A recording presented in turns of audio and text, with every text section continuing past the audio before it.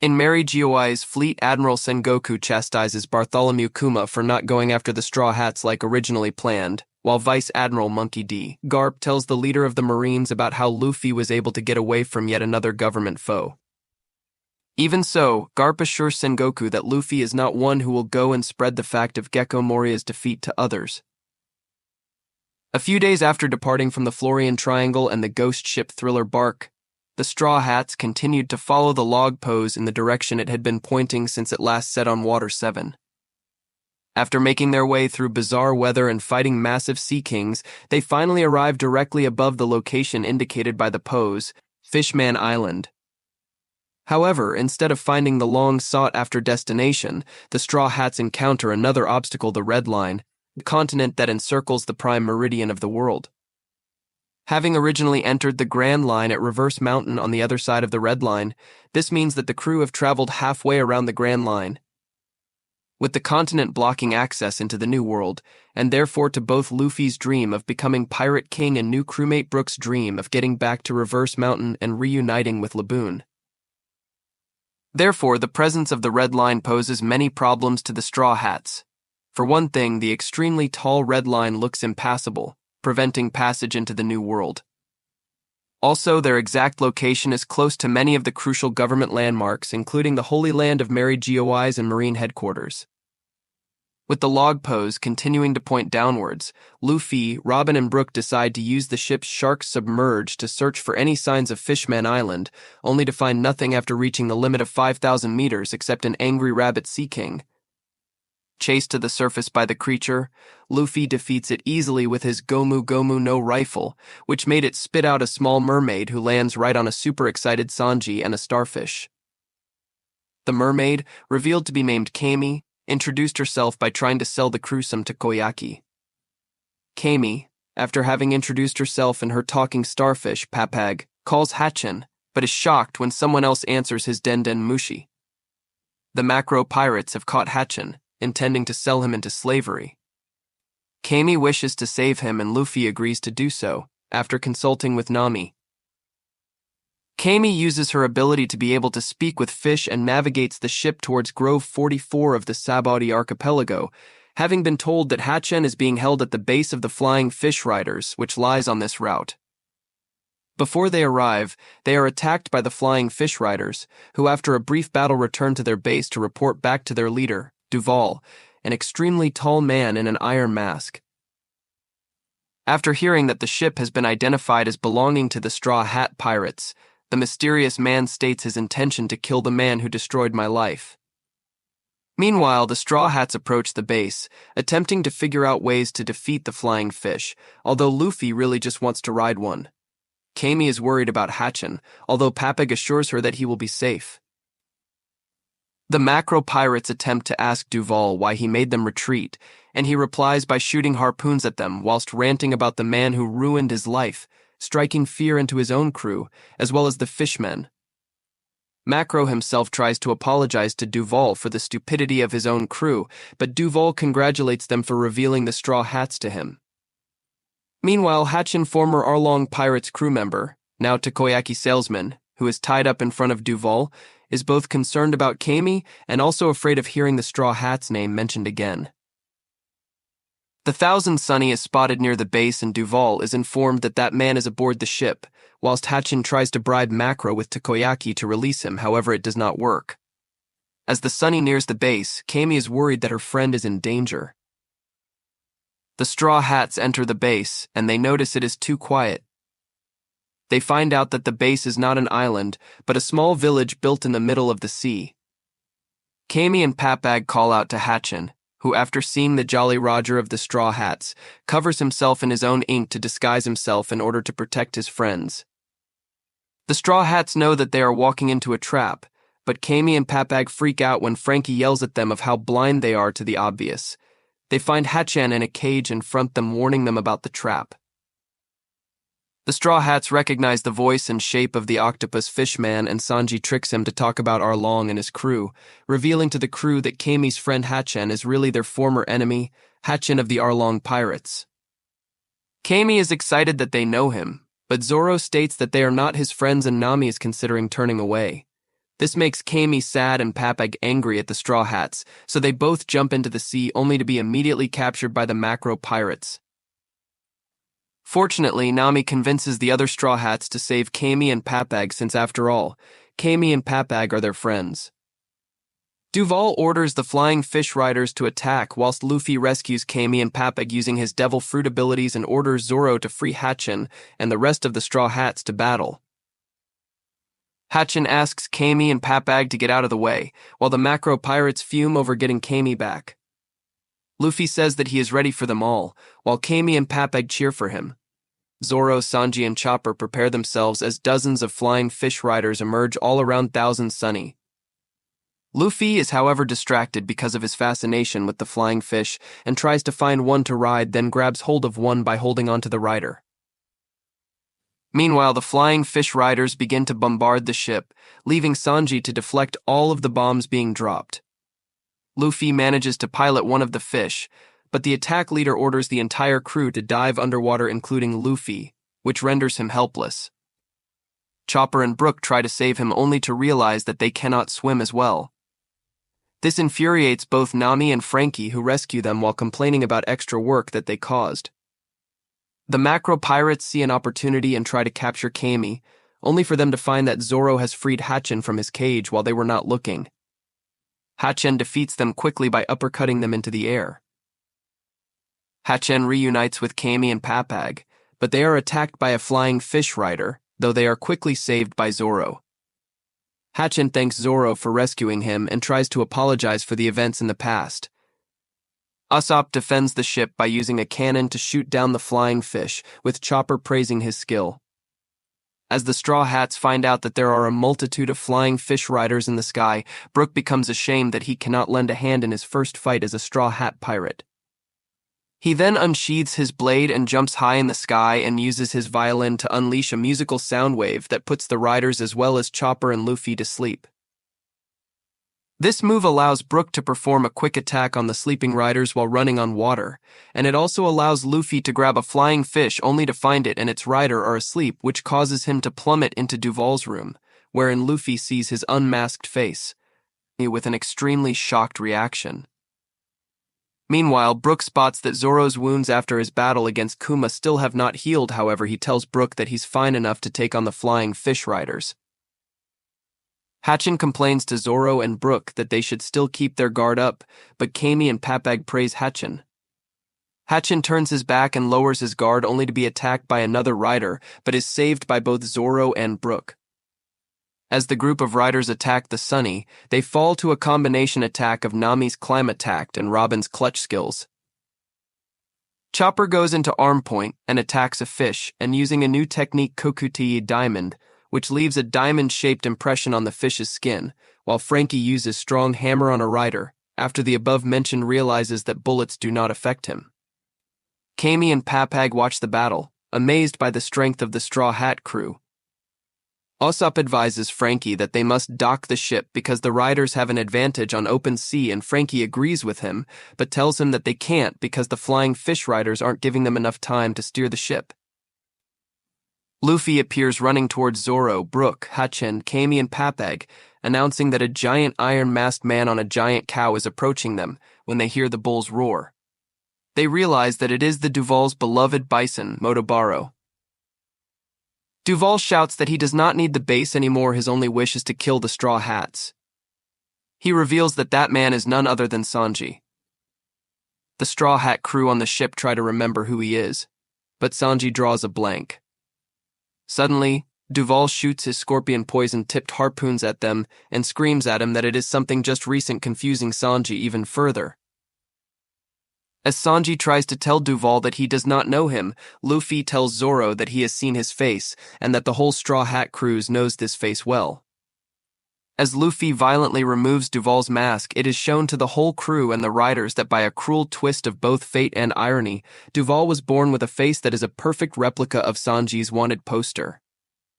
Duval shouts that he wants his life back and that Marines and bounty hunters have been after him since the poster appeared, but Sanji, upon seeing the face, leaves the Sunny, swims to the base dock, and immediately kicks Duval in the face, claiming he does not care. Sanji and Duval argue with each other about the wanted poster. While the straw hats on the ship are amazed that something like this could happen, Frankie has one of his emotional moments, whilst the straw hats on the dock are amazed at what they are seeing. Brook just laughs, prompting Sanji to yell, "Oh, I'm so kicking your ass later, Brook." Sanji argues to Duval that he could have changed his appearance all this time, making Duval and the riders sport a "why did not I think of that" face, while Sanji remarks on their stupidity. Duval reveals his past to everyone. He was once a mafia boss on a remote island, doing his usual job until powerful bounty hunters and marines came after him and forced to wear his iron mask to protect himself. Sanji beats him up and says he has had enough of his accusations. Duval orders his riders to reveal a steel fishing net and trap Sanji in it, dragging him into the sea. Luffy tries to rescue Sanji and Zoro also tries to go in Luffy's place. However, Hatchin says that he's faster underwater and he will go. Duval then states that flying fish are the fastest creatures underwater, and it is futile to try to chase them. Suddenly, Kami jumps into the sea to rescue Sanji, and Papag remarks that Duval is wrong. He agrees that the fish are fast, but that there is nothing faster in the oceans than a mermaid. Luffy is amazed at this revelation, and Papag says that if she keeps her guard up, Kami is uncatchable. Whilst they were distracted by this, the flying fish riders reveal that they are carrying a very huge anchor from an extraordinary large ship and are planning to drop it on the Thousand Sunny. Usopp asks Frankie if they could use the paddle or coup de burst to get them away. Frankie states that there is not enough time but reveals that he has built in a secret weapon for times like this. Reaching the bow of the ship, Frankie tells everyone to believe in Sunny. As the riders drop the anchor, Sunny's figurehead spins like a propeller, revealing the emergency evasion secret weapon Chicken Voyage to everyone and making the ship go into reverse. The riders are baffled about the prospect of a reversible ship. Frankie tells Usopp that there is a secret compartment inside the prow and reveals a new feature of the Sunny, much to the excitement of Luffy and Chopper. A cannon reveals itself from within Sunny's figurehead's mouth, and Frankie tells Usopp to get as many riders as he can. Usopp locks on and fires, revealing the incredible destructive power of the Gaon cannon. Frankie explains that it takes 3 barrels of cola for coup de burst and 2 barrels of cola for Gaon cannon, warning them only to use it in emergencies. Meanwhile, Kami manages to rescue Sanji and has trapped the fish riders in their own steel net. As Kami reaches the surface, Nami asks if Sanji is all right, and Kami says that he is safe but bleeding from his nose due to his usual perverseness. Duval is now furious that Sanji is still alive, but Luffy remarks that his henchmen are now all gone. This further infuriates Duval, and he unleashes the full rage of his Bison Motobaro onto Luffy. But to everyone's surprise, Luffy, reminiscent of Shanks, somehow makes the Bison drop his rider, trot a few feet away, and then faint. The Straw Hats, including Luffy, are amazed and confused about how he did it, further angering Duval. However, at this point Sanji arrives back on the dock and tells Luffy he will take care of the rest. Just as Duval is about to attack, Sanji performs the same face-bashing techniques that he did on Wands on the sea train. The Sunny is back at sea, and the Straw Hats are heading for Sabaody Archipelago. They have a takoyaki party with Hachan cooking. Chopper, Brook, Sanji, Usopp, and Usopp, and especially Luffy are gorging themselves, enjoying it thoroughly. Hachan tentatively asks Nami if she likes it, to which she replies that she has not forgiven him yet, but likes his takoyaki nonetheless. The entire crew enjoy the takoyaki, with even Sanji being amazed at the flavor, until the eating trio of Usopp, Luffy, and Chopper can continue no longer, just as well as Hachan collapses exhausted from trying to keep up with their servings.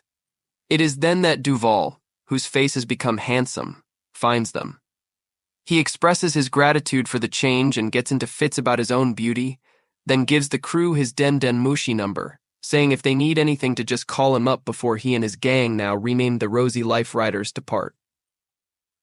The crew arrive at Sabaody after Papag and Kami explain to them about the 2 ways of getting to the New World, requesting permission from the government and passing through Mary Geoise or going through Fishman Island, and are amazed at its structure, large trees, blowing bubbles.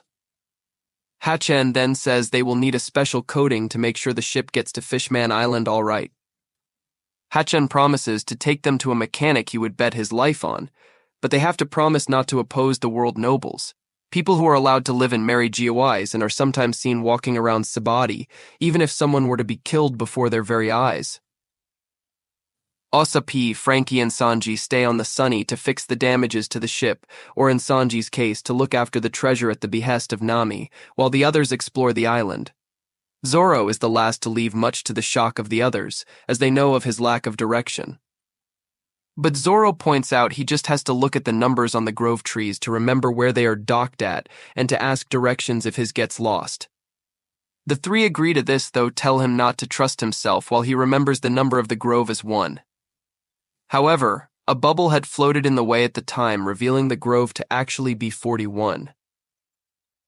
Meanwhile, Luffy, Nami, Chopper, Robin, and Brook tour the island with Hachen, Kami, and Papag acting as guides. Hachen warning them not to draw attention to themselves, as even though pirates walk freely on the island, so do marines and bounty hunters. Plus, if they are captured and sold as slaves, the law will not help them. He also mentions to treat Kami and himself as regular people, claiming it'll be easier for them, even bandaging the mark on his forehead, something Luffy notices. After which, the fishman shows the Straw Hats the wonders of island and how they make use of the bubbles, from making bikes out of them and using them for transportation to holding their souvenirs in balloon-like bubbles to even creating hotels and shopping malls out of them, the latter of which Nami and Robin depart from the group. However, Robin cannot help but notice Kami acting reserved since they have reached the island. No sooner than they leave the group, a pirate captain runs through the town, begging the citizens to remove a collar from his neck. He pleads that he's given up on the new world and just wants to leave, even claiming he has a wife and child, the latter who's never even seen him since he was a baby. Hachen, however, tells the group not to help him as he is a slave of the world nobles. After mentioning this fact, the collar activates and blows up the captain, though he surprisingly survives, still feebly begging to leave, while a shadowed figure holding an axe and bounty poster identifies the captain from above a building. 2 nobles, Rosward and his daughter Shalria, show up afterwards, causing everyone to bow as they pass. After their dog Saru urinates on the charred captain, Shalria kicks him before shooting him with a pistol. Luffy nearly attacks them after seeing this, but Hachen stops him. Rosward and she then casually walk away, talking buying another slave. The group then talks about the oddity of it since the pirate looked strong enough to deal with both nobles. But Papag comments that wounding one would make the offender the target of one the admirals. When asked what gives the nobles such special treatment, the starfish tells them that they are the descendants of the ones that created the world government, and due to this, they have become abusive with their influence. Despite having witnessed the cruelty of the nobles, the group continue on encountering a few bounty hunters along the way. After Luffy, Chopper, and Brook easily take care of them, the group find themselves in Grove 16, which Hachen explains is a lawless region of the island. He goes on to explain that Grove 1 to 29, which make up the interior of the island, are like this, while the surrounding groves house the entertainment and shopping districts. Finally, after a bit of traveling, they reach Grove 13 and a bar where the coding engineer is said to stay. Upon entering, they meet the owner of the bar, Shakuyaku Shaki for short, a former pirate and friend of Hachen. After the usual meet and greet, Shaki reveals she has been following the Straw Hats' exploits, and that she was even chased by Garp during her pirate career. When asked about the engineer Rayleigh, Shaki tells them he is not there, though has not left the island. When Luffy suggests waiting for him, she reveals that he has not been back in a half a year, pretty much wandering the island's bars and casinos. Hearing this, the group agree on searching for him, to which Shaki warns them to be careful in doing so, as since the Straw Hats' arrival, that now makes 11 rookie pirates with over 100 million bounties on them that have reached the red line, Luffy being the second highest of the ranks in terms of bounties. Most of the supernovas are staying in Grove 24. First off comes Capone Gang Beach Billy 138 million, a mafia-type pirate who is dining at a restaurant and complaining of the food. When one of his crew tries to warn him of the Marines, he attacks him with a fork. Then Big Eater Jewelry Bonnie Bully 140 million, who's in the same restaurant, is living up to her title by eating an enormous amount of food and demanding more of it, despite the cooks going as fast as they can. There is also the magician Basil Hawkins, Belai 249 million, who tells a pirate who got spaghetti spilled on him that it's an unlucky day for him. In another section of the Grove, two of the rookies Eustace, Captain Kidd, Belai 315 million, and Roar of the Sea. Scratchman Apu, Belay 198 million, are fighting against one another. Meanwhile, in Grove 21, two more pirates are doing the same. The Mad Monk Urush, Belay 108 million, a Burkan, and a masked individual called Massacre Soldier Killer, Belay 162 million, are about to go all out until Red Flag X Drake, Belay 222 million, a former Marine officer, breaks the two up. As Drake walks on, the last of the rookies, Surgeon of Death Trafalgar Law, Belay 200 million, asks him how many people he's killed. Shaki tells them all the pirates beyond this point are the best of the best. She also reveals that Kid only has a higher bounty than Luffy himself because he caused damage to civilians, and that she's rooting for the Straw Hats. Even after hearing this, Luffy responds that he will just relax for the time being, but is a bit worried for the engineer. However, Shaki tells him Rayleigh will be fine because he's far stronger than the rookies. Finished at the bar, Luffy's group soon head out to look for Rayleigh. Shaki sees them off, informing them that although the Marines are aware of some of the big names on the island, they have their hands full with another matter, and gives one last warning not to make a big scene before they head out. Meanwhile, in another section, another kidnapping group led by a large individual named Hound Pets Peterman has found out about Kami being a mermaid through the bounty hunters the Straw Hats encountered earlier and plans to kidnap her. Luffy's group reach Groves 32, 33, and 34, also known as Bubbles Island, which is the haven of Sabaody Park, the theme park of the island, and begin their search there. Though moreover spend their search riding the rides and having good time, even fulfilling Kami's dream of riding the Ferris wheel. However, unknown to them, they are being followed by Peterman. Meanwhile, in Grove 24, we meet another noble, St. Charlos, who was left behind by Shalria and their father, which he blames on the pirate he was riding on like a horse by kicking him. Charlos then spots some doctors transporting a gravely injured man by stretcher and stops them. Charlos is insulted by their supposed lack of respect for him. He then spots the nurse with them and instantly claims her to be his wife. Both the nurse, named Marie, and one of the doctors, who incidentally is her fiancé, object to this, which Charlos responds by shooting the man with his pistol, much to Marie's horror. Charlos then has his servant take Marie away as she pleads for someone to help her lover. Zoro just happens to walk by, ignorant of the rules about nobles. He catches the attention of Charlos, who steps in his way. Zoro asks if he needs directions, which angers Charlos. The noble instantly pulls his pistol on Zoro and fires. But the swordsman easily dodges and goes for a counterattack. Bonnie, however, tackles Zoro into the ground before he can do so, putting up an act as if he was shot and killed. Charlos, at first thinking Zoro dodged, shrugs it off and buys it before he and his subordinates go on their way. Once gone, Bonnie instantly chastises Zoro for his actions and almost bringing the admirals on them. Zoro, however, is clueless to the whole situation, while most of the supernovas, who are watching and commenting on everything, are impressed by his strength and murderous intent. Zoro then picks up the doctor that was shot and goes to locate a hospital, much to the confusion of Bonnie, since after all he is a pirate. Back on the Sunny, Frankie, Usopp, and Sanji are taking a break when Chopper calls them on their Den Mushi. He frantically informs them that Kami was kidnapped. Peterman's gang somehow got the drop on Luffy's group and managed to steal her away. Making matters worse is that they do not know which group took her and where she is, since the island is very big, and there are many human shops. Sanji tells them to stand by, since they are dealing with a kidnapping gang. They need experts in this field. Sanji then reveals he's calling the Flying Fish Riders. Duval and his gang soon reach the Thousand Sunny, but soon he and the Straw Hats get to the task at hand. Back at Sabaody Park, Luffy, Hachen, and Papag have split off to search for Kami, despite Sanji telling them to stay put, leaving Chopper and Brook behind. The Fish Riders reach them, and they set off to search. The Flying Fish Riders then split up to find kidnapping teams, while a few go off to collect the remaining Straw Hats.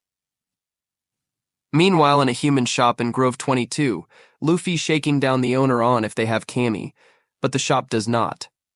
The three leave with Luffy and Papag shouting out for Kami and drawing attention to themselves. Papag cries, blaming himself for the mermaid kidnapping as it was when he went to go get ice cream for Kami when she was abducted. The starfish then goes on about how he shouldn't have brought her to the island in the first place, claiming it wasn't just kidnappers but the whole island is their enemy. In a shopping mall in Grove 30, Robin explains to Nami the history of the relationship between human, fish, and merman. 200 years ago, the fishmen race was classified as just that, fish, and were persecuted by humans. Even with their superior strength, human numbers outweighed their own, with kidnapping and slave trade being the most common of methods on the fishmen. Finally, the world government signed a treaty with Fishman Island, and these methods were abolished, though Sabaody Archipelago still continues this trade. As she finishes the explanation with her theory on why Hatchin and Kami have to hide their true form, some of the fish riders arrive, with Frankie quickly explaining what happened to Kami. Back in Grove 22, Papag also finishes explaining this story to Luffy and continues to rant about not letting Kami come to the island.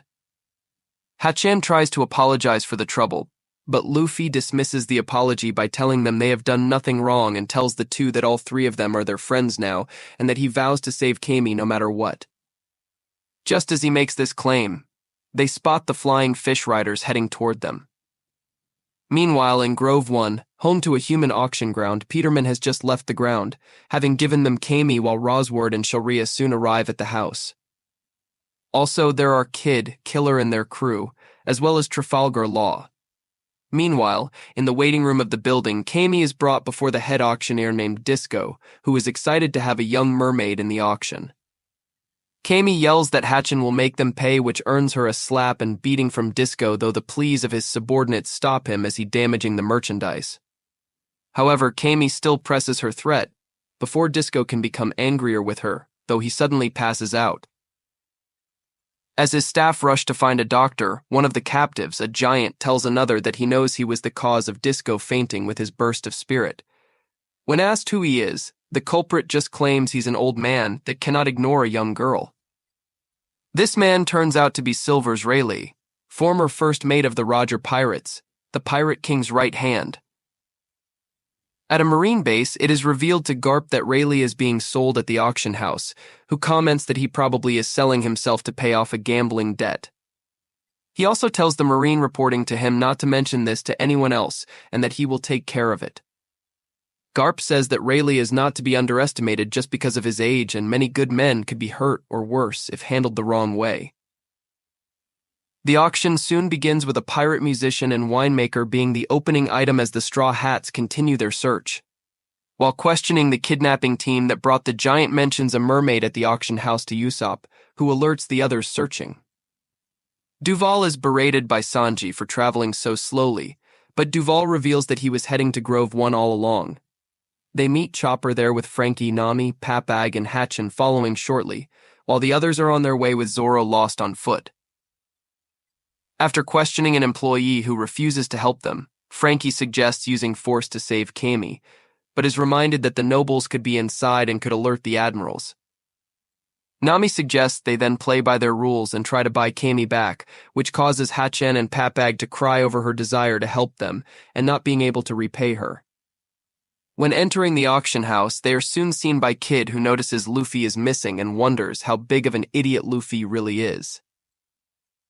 Meanwhile, several of the other supernovas are reading the paper when they discover the reason behind the marine shortage in Sabaody, even though they are so close to marine headquarters.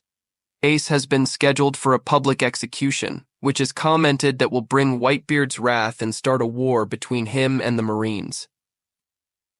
Back at the auction, Charlos arrives and joins the other nobles there as the next auction, a pirate captain named Lakuba, begins.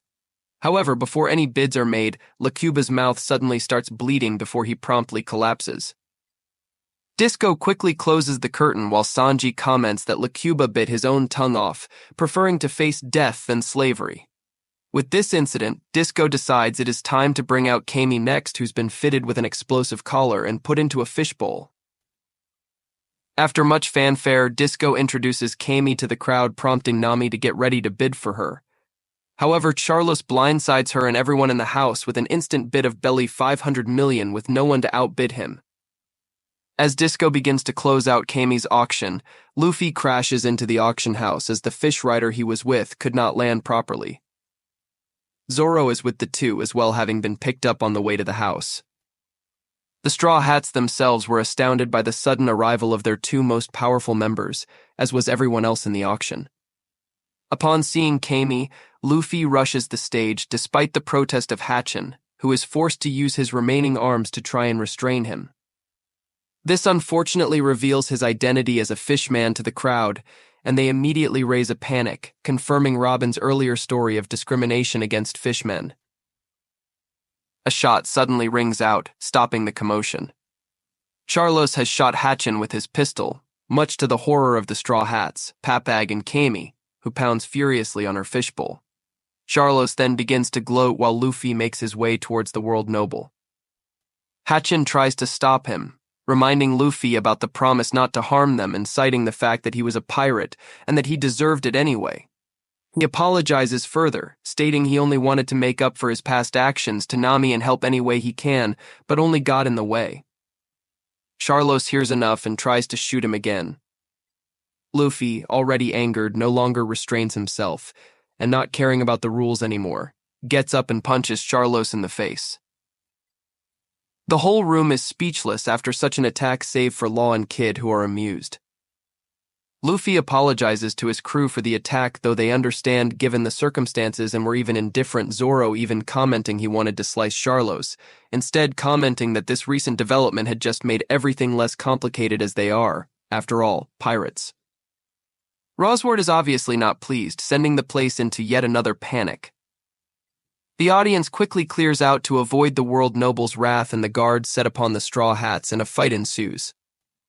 While Rosward demands for an admiral and shoots at Luffy to no avail, Zoro slices Kami's fishbowl in half. More fish riders arrive, dropping off Brook, Robin, and Usopp, who accidentally falls on Rosward, knocking him out and sparking more of the guards' anger as they take it as an attack. Luffy tells the group that they would leave once Kami has rid herself of her collar, but Law informs him that the Marines already have the place surrounded. Shalria suddenly makes her way to Kami's fishbowl, intending to kill the mermaid. However, before she can pull the trigger, she suddenly faints. The back wall is suddenly ripped open, revealing Rayleigh and the giant prisoner from before. The giant states that Rayleigh was just there to take the auction house's money, as well as any from whomever buys him, though Rayleigh adds that no one would buy an old man for a slave anyway. As the guards stand there in shock, confused as to what they should do about this new development, Rayleigh spots Hatchin and asks what he was doing there. Upon seeing Kami, however, he connects the dots before using another burst of spirit on the guards, knocking them all out. Rayleigh then spots Luffy, commenting that he has been waiting to meet him. The news of Luffy hitting a World Noble quickly spreads throughout the island, causing more widespread panic. Most of the supernovas quickly decide to leave the island to avoid the inevitable dispatch of an admiral, though a few who are curious decide to stay behind and see which admiral will come. At Mary Geoise, the news has reached Sengoku, who becomes greatly irritated upon hearing that it was Luffy who committed the act. A Marine informs him that the pirates have taken the World Nobles hostage at the Human Auctioning House or Public Employment Security Office, as he calls it, but have not yet given any demands. An admiral, Kizaru, speaks up suddenly, telling Sengoku that he will handle it. Back at the auction house, Disco has called his boss, revealed to be Doflamingo, about the situation. However, Doflamingo has no interest in the conflict or the slavery trade anymore and leaves it to Disco, effectively abandoning it. He also states that the 7 warlords of the sea have been called together to engage the Whitebeard pirates. As the Marines continue to mobilize outside the house, Rayleigh manages to remove the collar from Kami and throws it aside before it explodes without the need for a key, much to the astonishment of the Straw Hats and to the annoyance of Frankie, who had just found the keys. He throws them to the remaining slaves to free themselves. Rayleigh apologizes to Kid and Law for the blast from earlier, though comment they cannot be normal if they manage to survive it. Both brush it off, rather amazed to have run into the Dark King himself. Rayleigh replies that he is merely a simple coding engineer now and warns not to use the former title as he would prefer to live a peaceful life. He then checks on Hatchan and thanks the Straw Hats for saving him before telling the group that they should leave. However, the Marines have the place covered by now and demand that they release the world nobles. Kid offers to take care of the Marines while the others escape.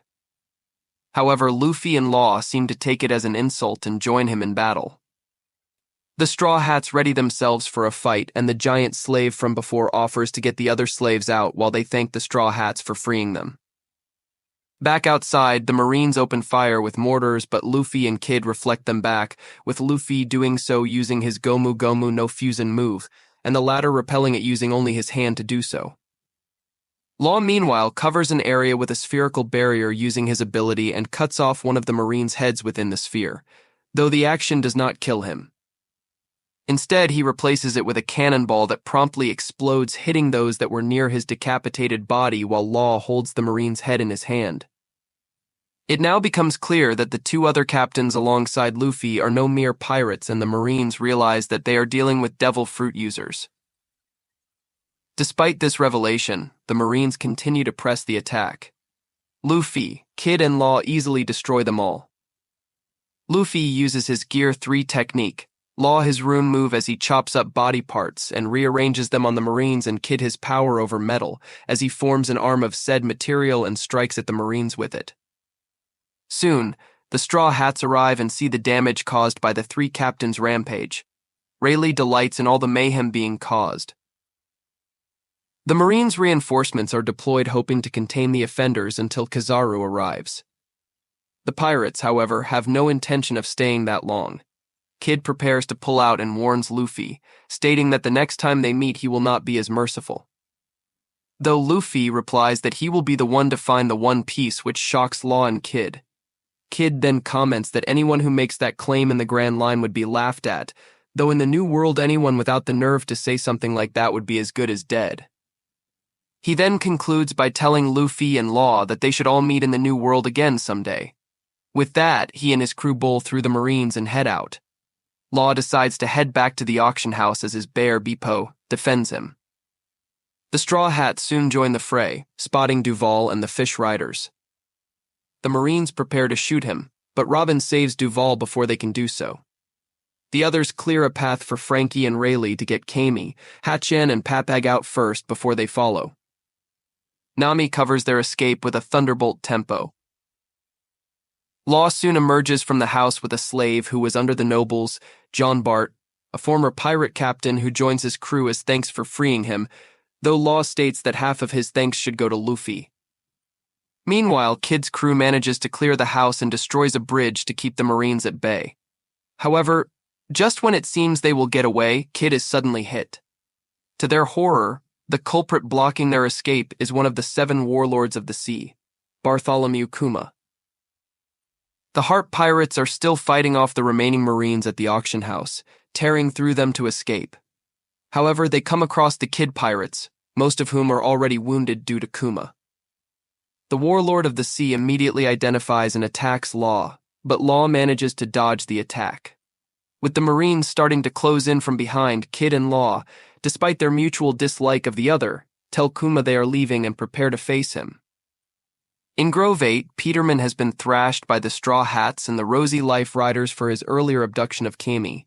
After giving back Kami's backpack, they depart, promising to aid them till they leave the island. The Straw Hats then head back to Sheiky's bar to treat Hatchan's gun wound. As they do so, they talk with Rayleigh, where he reveals he was a member of Gold D, Roger's crew, and served as his first mate. Much to their surprise, Hatchan apparently knew this too, but did not tell them since they just needed a coding engineer. Rayleigh also reveals how he met Hatchan. The Fishman had saved Rayleigh's life when he was a kid, and they had remained friends till Hatchan joined Arlong's crew, then named the Sun Pirates.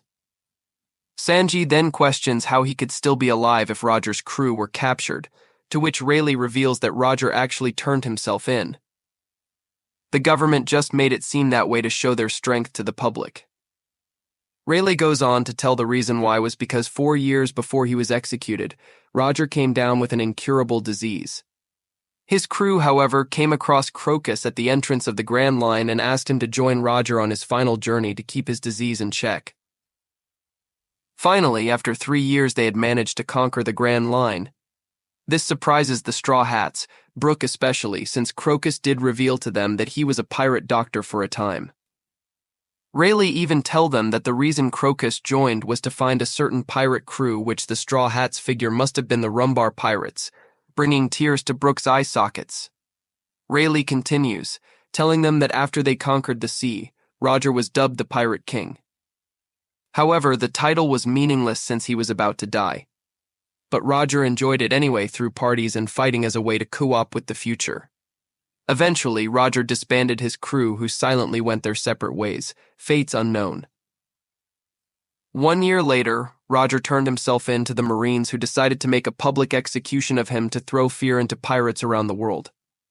However, Roger had other plans, his last words to Rayleigh being, "I ain't gonna die, partner."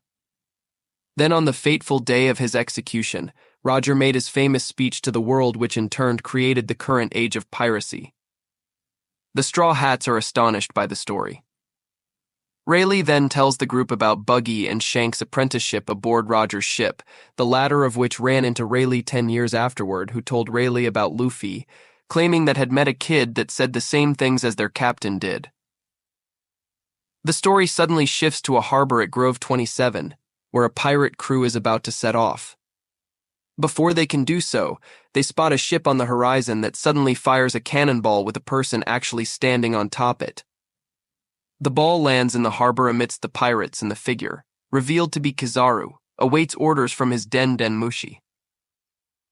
Back at Shaki's, Rayleigh congratulates Luffy for making it this far into the Grand Line and offers to do the coding job for free, much to the Straw Hats' pleasure.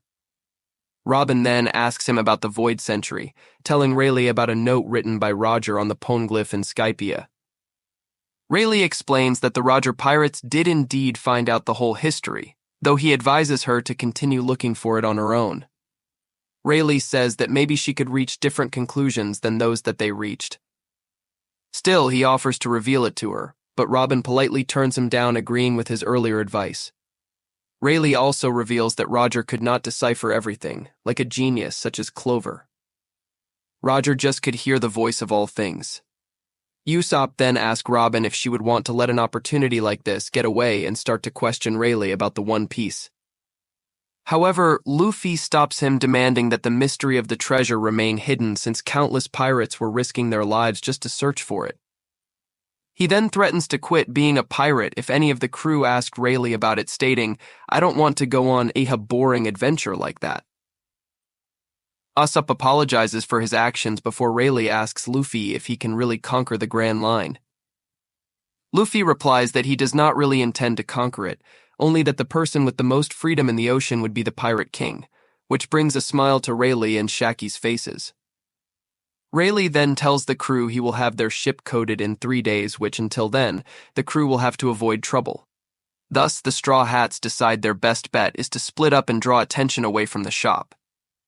Shaki gives each member a Vivre card so they can find their way back to Rayleigh once the coding is finished, who decides to move the Thousand Sunny to a safer location. With that, they bid Hachen, Kami, Papag, and Shaki farewell for the time being and head back into the groves. Luffy suggests hiding in the theme park, though the others, save for Chopper and Brook, reject this idea. In Grove 27, pirates are trying their best to distance themselves from Kizaru. One pirate tries to shoot the admiral, but the shot does not even seem to faze him. Kizaru then blurs in front of them, trying to ask them where he can find someone named Sentomaru, but the pirates run away in fear. Kizaru then attacks them with light coming from his foot, which he kicks outward. This not only hits the pirates, but also topples a mangrove in the process, much to the disapproval of his troops. However, Apu, who is nearby, does not seem impressed by his power. In another part of the area, a few of the Marines have been turned into either old men or children, the culprit of such being Bonnie, who laughs at them as she stuffs her face. A few more Marines encounter and surround Capone, but he informs them they have already lost. Kizaru then come across Hawkins, whose crew wish for him to run. He calmly tells them, though, that today is not his day to die. Back with the Straw Hats, As Usopp tries to convince Luffy not to go back to the amusement park, a figure stands before them, prompting Luffy to ask who he is. The Marines confronting Capone quickly find out, to their bewilderment, what he meant by his earlier statement as he reveals his ability and opens up compartments on his chest. Inside are his crew, now miniatures, who quickly attack the Marines with cannons before charging at them on horses. In both cases growing to normal size once outside of Capone to overrun the squad. In Grove 41, Urouge has an encounter with Kuma and is having difficulty fighting him. Meanwhile, back in Grove 24, Hawkins' crew keep pleading for him to run as Kizaru approaches, but the captain is more focused on his pack of tarot cards, beating his chances of fighting Kizaru, running from him, defending himself, and probability of death after the encounter, the last of which reads 0%.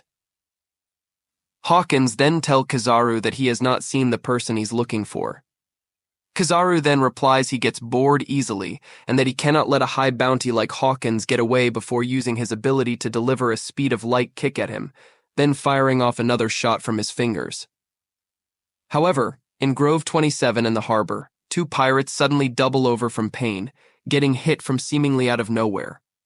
It then revealed that Hawkins used his voodoo-like ability and transferred both of the attacks to dolls that grow on his right arm. Urouge suddenly toppled by them, bruised badly and citing his bad luck at running into a warlord of the sea, and upon seeing Kizaru, an admiral as well. Hawkins informs him that the shadow of death is not upon him yet, though he takes this news as a joke. Drake suddenly appears and kicks Kuma aside. Kizaru instantly recognizes the pirate while Drake comments he wasn't trying to run into an admiral. Urouge then recovers and increases in size, becoming huge. Now ready for a counterattack while Apu continues to look on from a roof enjoying what's occurring before him. Back in Grove 12, the Straw Hats encounter yet another Kuma who fires a beam at Luffy, though he manages to dodge it as well as be amazed by it alongside Chopper. His crew then inform him of their encounter with Kuma on Thriller Bark before Frankie fires a coup de vent on the Warlord of the Sea in retaliation for that attack, knocking him back.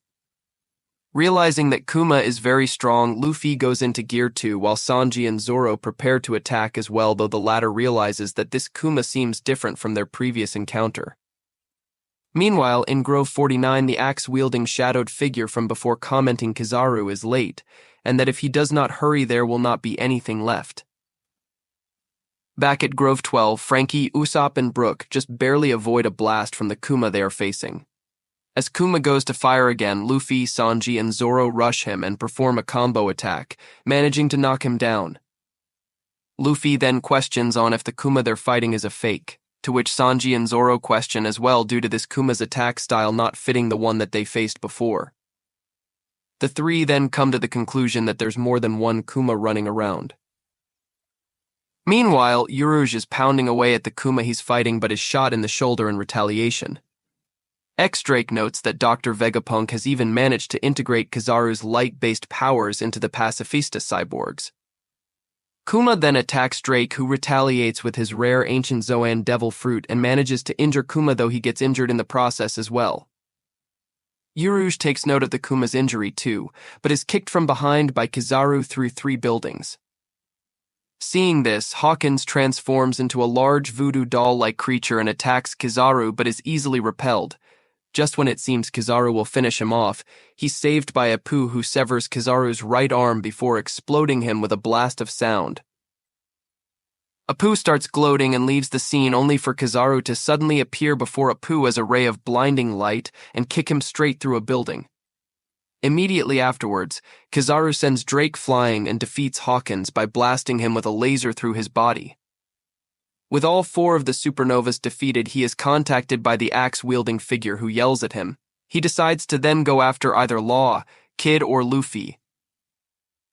Meanwhile, all the Straw Hats work together to bring down the Kuma clone Zoro, who is still hurt from his wounds on Thriller Bark, struggles to stand up, and Sanji tells Luffy to first bring down the clone before tending to Zoro's injuries, though the former notes that Zoro is still suffering from the aftermath of the events that occurred in Thriller Bark. Chopper uses Cloven Rosio Metel on Kuma, enraging him and causing him to try and blast Chopper only for Frankie to nail him with his strong hammer. Kuma easily sends Frankie flying, but Frankie is saved by Robin, who uses her spider net to catch him. Brook tries to attack him from above only for Kuma to try and blast him, but he is saved by Usopp when he uses Atlas Suisi to distract Kuma.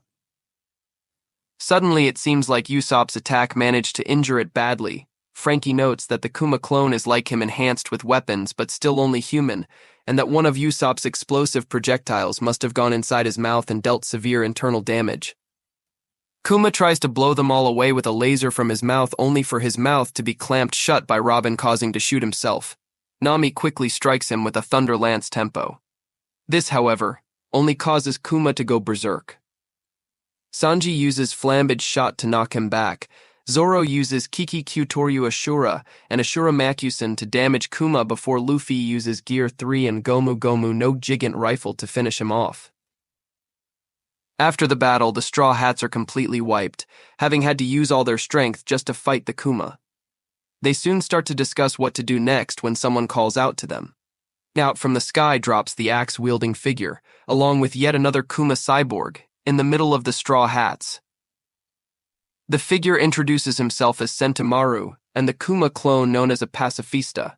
PX-1, the one the Straw Hats defeated, was PX-4. PX-1 soon fires on the group, forcing the Straw Hats to dodge. This prompts Luffy to decide they must now split up and run. Sanji sticks with Nami, with Frankie tagging along. Usopp goes with Zoro, with Brook joining as well out of concern for Zoro's injuries, leaving Luffy, Robin, and Chopper together. The three groups run in different directions, promising to meet up in 3 days. Usopp tries to cover their escape with a Hisatsu Kimuri Boshi, but PX-1 blows up a bridge, preventing Sanji's group from escaping before appearing right in front of them. Sentomaru goes for Luffy's group, prompting Luffy to try to Gatling him.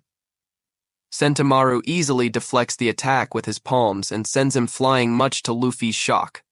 Sentomaru then hits him again and knocks Luffy into a tree. An explosion nearby halts the fight, which Luffy notices it came from where Zoro's group ran.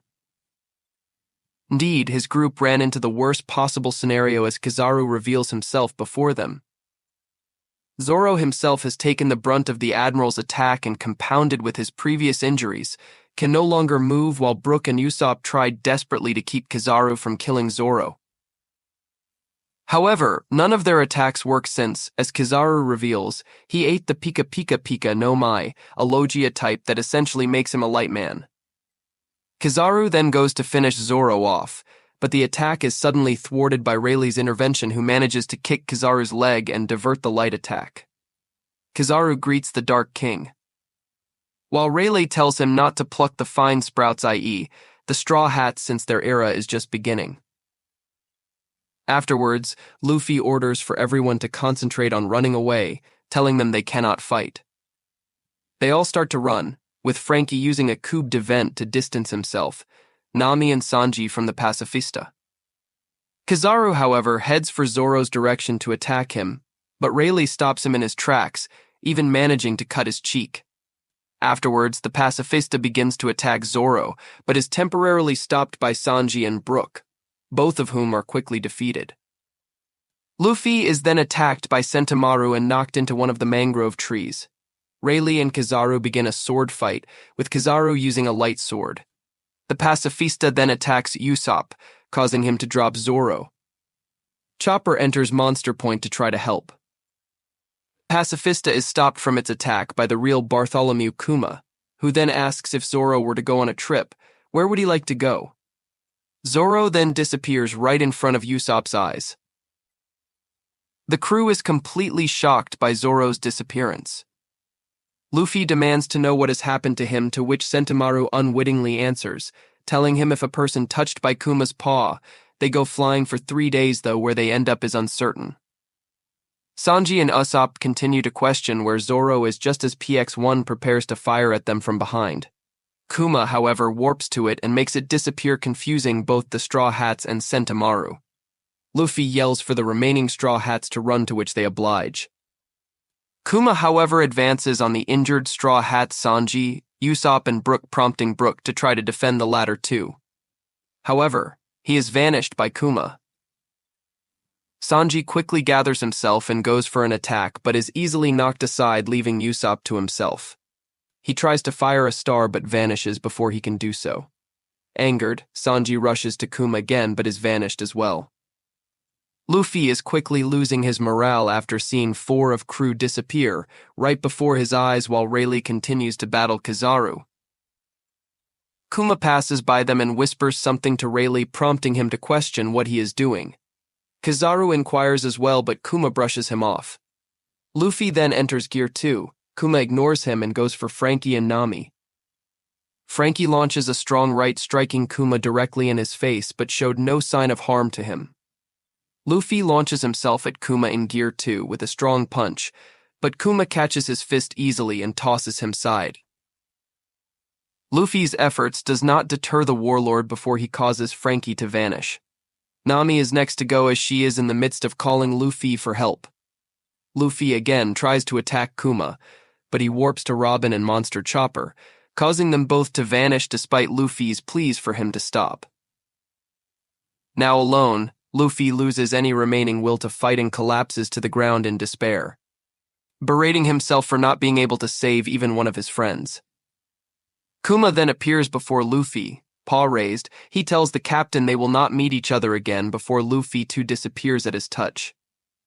A caption then comes up saying that on this day in Grove 12 of the Sabaody Archipelago, the Straw Hats were completely and utterly defeated.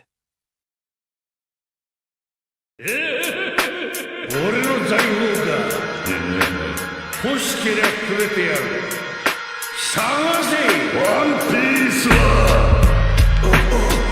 Piece